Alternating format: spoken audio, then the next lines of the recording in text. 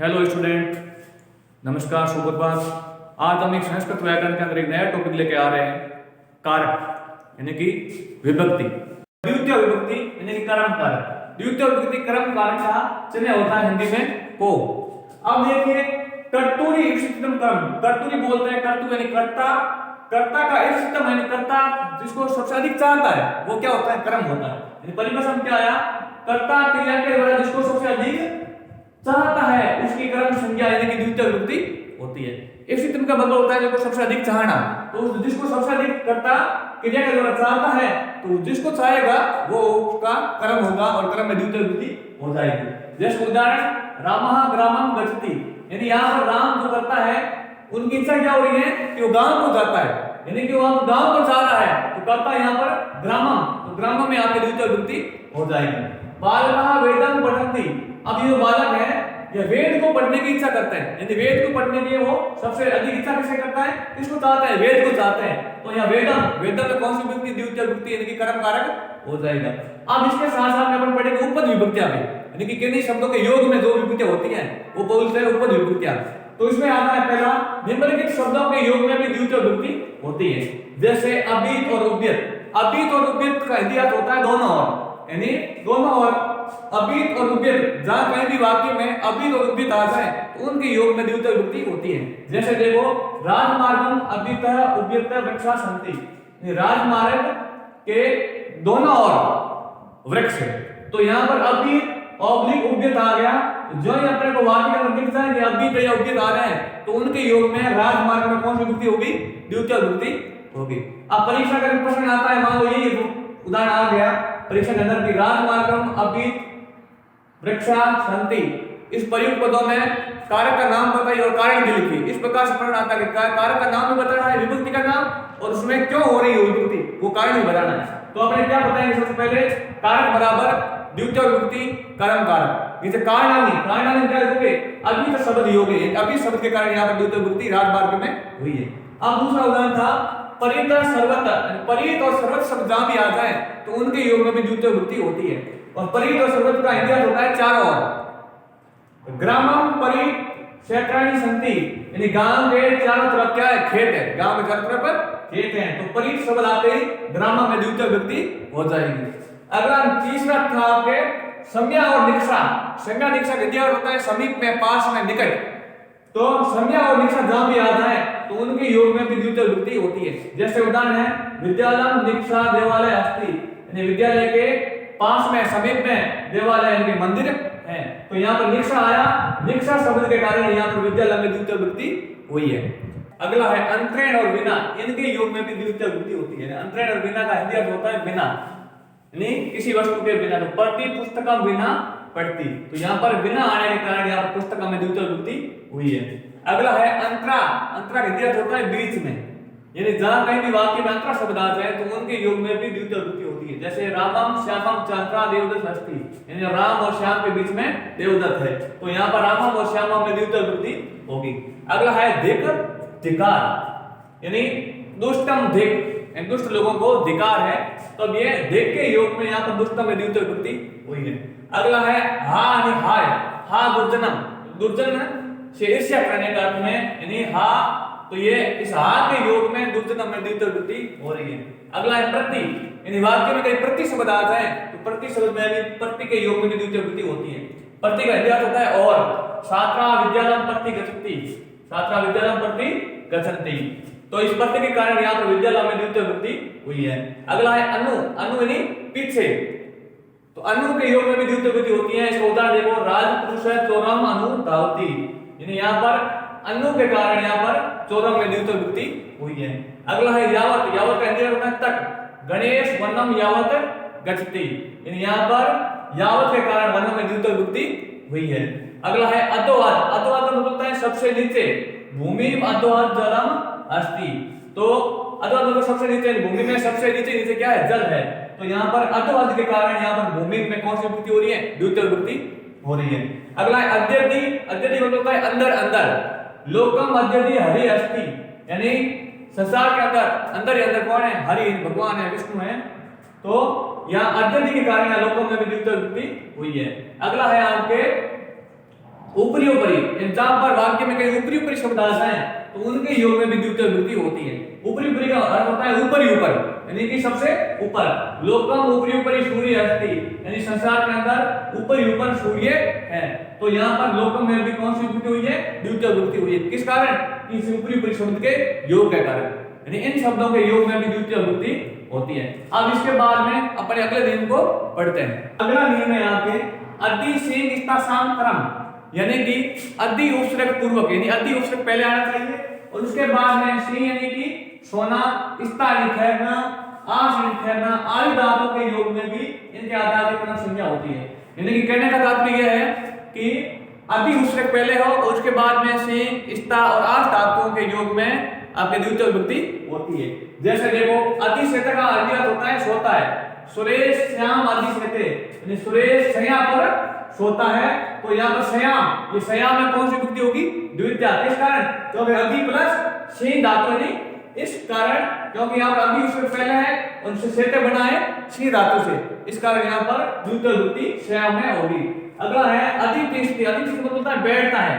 अध्यापक का आसुदी काम अतिष्ठति, तो यहाँ पर अधि प्लस इस्ता धातु से बना तिष्ठति। तो जो अध्यापक है वो आके कुर्सी पर बैठता है, यानी उनका जो बैठने का आधार है वो कुर्सी है। तो अधि उपसर्ग प्लस इस्ता धातु के योग में यहाँ पर आसुदी में आपके द्वितीय विभक्ति हो रही है। अगला है आपके अध्यास्ते, यानी अति प्लस आस, अध्यास में बैठता है। नरक सिंहासनम अध्यास्ते, यानी जो राजा है वो सिंहासन पर बैठता है। तो अधि प्लस आस, आस धातु के साथ में अधि उससे पहले आया, इसका यहाँ पर सिंहासन में कौन सी विभक्ति हुई? द्वितीय विभक्ति। यह था आपके अधि से इस्तासाम कर्म सूत्र से द्वितीय विभक्ति होती है। इसके बाद नियम है आपके उपनोद्या अवश्य कर्म, यानी कि उप, अनु, अधि और आ उससे पहले हो, उसके बाद में वश धातु हो, तो वश धातु के योग में इनके आधार की क्रम संज्ञा होती है। यानी कि उप, अनु, अधि और आ उससे पहले हो, उसके बाद वश धातु का प्रयोग हो, तो उनके आधार में आपके प्रथमा या आपके उनके आधार की क्रम संज्ञा यानी कि द्वितीय विभक्ति होती है। जैसे उपवस्ती का मतलब होता है पास में रहता है। श्याम नगर उपवस्ती, यानी श्याम नगर के पास में रहता है। तो देखो उप से पहले आया प्लस वश धातु, इस कारण यहाँ पर इसमें नगर में कौन सी विभक्ति होगी? द्वितीय होगी। इसके बाद में अगला है अनुवस्ती, यानी कि अनु का मतलब होता है पीछे, पीछे रहता है। कुलदीप ग्राम अनुवस्ती, यानी कुलदीप घर के पीछे रहता है। तो अनु प्लस वश, अनु उससे पहले आ गया, वश धातु बाद में आ गई, तो इसके कारण यहाँ पर ग्राम में आपको द्वितीय विभक्ति हो गई। इसके बाद में अतिवस्ती मतलब होता है में रहता है। सुरेश जयपुर में अधिवस्ती, यानी सुरेश जयपुर में रहता है। अगला है आवस्ती, यानी अति उपसर्ग प्लस वश धातु। अगला है आवस्ती, यानी कि रहता है। हरि वैकुंठम आवस्ती, यानी हरि वैकुंठ में रहता है, हरि वैकुंठ में रहता है। तो यहाँ पर आ प्लस वश, इनके कारण यहाँ पर आपके वैकुंठ में द्वितीय विभक्ति होगी। इसके बाद में उपनोद्या अवश्य सूत्र के बाद में अगला सूत्र है यहाँ पे अभिनिविष्ट कर्म। अभिनिविष्ट कर्म मतलब क्या हुआ? अभि प्लस नि, यानी अभि और नि दो उपसर्ग हो और उनके साथ में विष्ट धातु का प्रयोग होता है, तो वहां पर उनके आधार की क्रम संज्ञा हो जाती है। जैसे अभिनिविष्ट का मतलब होता है प्रवेश करता है। अभि प्लस नि प्लस विष्ट धातु, तो विषम है अभिनिवेश, प्रवेश करता है। दिनेश ग्रामम अभिनिवेशते, दिनेश गांव में प्रवेश करता है। तो यहाँ पर देखो अभिनिवेश, अभि प्लस नि उससे विष्ट धातु आ गई, तो इस कारण यहाँ पर ग्राम में कौन सी विभक्ति होगी? द्वितीय विभक्ति हो गई। यह था आपके द्वितीय विभक्ति का अभिनिवेशित कर्म सूत्र, इस सूत्र से द्वितीय विभक्ति होती है। इसके बाद में अपने अगला नियम को और पढ़ते हैं। अगला नियम है अकथितम च। अकथितम च का मतलब क्या होता है कि अपरानादिकारक की जहाँ विवक्षा नहीं होती है वहां उसकी क्रम संज्ञा होती है। विवक्षा का मतलब होता है इच्छा नहीं, जहाँ अपरानादिकारक की विवक्षा नहीं होती है वहां पर उसकी क्रम संज्ञा होती है। संस्कृत भाषा में इस प्रकार की 16 धातुएं हैं जिनके प्रयोग में एक तो मुख्य क्रम होता है और दूसरा अपरानादिकारकों से अविवक्षित गौण क्रम भी होता है। तो उस गौण क्रम में भी द्वितीय विभक्ति का प्रयोग किया जाता है और ये दो, एक गौण क्रम एक मुख्य क्रम होता है, इस कारण ये धातु की द्विक्रमक धातुएं कही जाती हैं।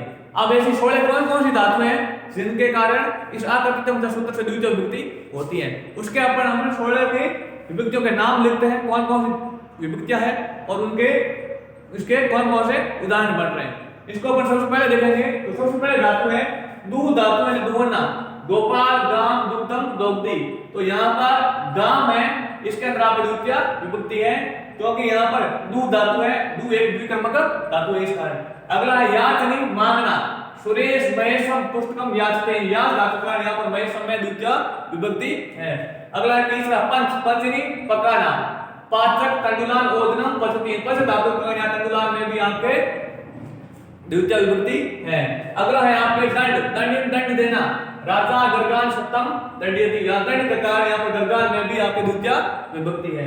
और अगला है आपके पृच्छ धातु, पृच्छ का मतलब होता है पूछना, स माणवकम पंथानम पृच्छति, तो यहाँ पृच्छ धातु का कारण यहाँ पर माणवकम में भी द्वितीय विभक्ति है। अगला है रुद्नी रोकना, ग्वाला गाम वज्रम और रुंदी, तो यहाँ पर गाम में भी इस रुद्र धातु के कारण द्वितीय विभक्ति है। और अगला है ची चुनना, माला का लता पुष्पम चिनुति, ची धातु का यहाँ पर लता में आपकी द्वितीय विभक्ति है। और अगला है जी जीतना, नरक शत्रु राज्यम जयति, जी धातु का यहाँ पर शत्रु में भी द्वितीय विभक्ति है। यानी ये आपके 8 धातुएं हो गई हैं। आज अपनी चर्चा करेंगे अगली 9वीं धातु की। 9वीं धातु है गुरु धातु, गुरु यानी बोलना, गुरु शिष्यम धर्म गुरुते। और उसके साथ में 10वीं धातु है सा, सा का मतलब कहना, गुरु शिष्यम धर्म गुरुते, ये गुरु धातु से बनेगा। और अगला वाक्य बनेगा सास धातु से, गुरु शिष्यम धर्म शास्ति, यानी इन धातु के योग में भी आपकी द्वितीय विभक्ति होती है, गुरु और शास। मथ यानी मथना, सा शीर निधि सुधा मथनाथी, यानी यहाँ पर आपके शीर निधि के अंदर आपके द्वितीय विभक्ति है क्योंकि मथ धातु के कारण, मथ यानी मथना। मुष चुराना, चोरा देवदत्तम धनम पुष्णाति, मुष धातु का यहाँ पर देवदत्तम में द्वितीय विभक्ति है। अगला है नी यानी ले जाना, स अजाम ग्रामम नयति, तो ये अजाम में आपके द्वितीय विभक्ति है, किस कारण? इस नी धातु के कारण। अगला है आपके यानी हरण करना, स कृपणम धनम आरती, तो कृपणम में आपके द्वितीय विभक्ति है इस धातु के कारण, यानी कि हरण करने के अर्थ में। अगला है वह यानी ले जाना, कसरक ग्रामम भारम वहति, यानी ग्रामम में आपके इस वह धातु के कारण द्विकर्मिक धातु के कारण यहाँ पर ग्रामम में आपकी द्वितीय विभक्ति होगी। और अगली है आपके 16वीं धातु क्रीस, क्रीस धातु का अर्थ है खींचना, कसरक क्षेत्रम महिषीम कर्षति, तो यहाँ पर इस क्रीस धातु के कारण यहाँ पर क्षेत्र में आपकी द्वितीय विभक्ति होगी। यह था आपके अकथितम सूत्र, यानी कि ये 16 धातु होती हैं। इन 16 धातुओं के आपको नाम याद रखने, इन धातुओं के योग में आपके द्वितीय विभक्ति यानी कि कर्म कारक होता है।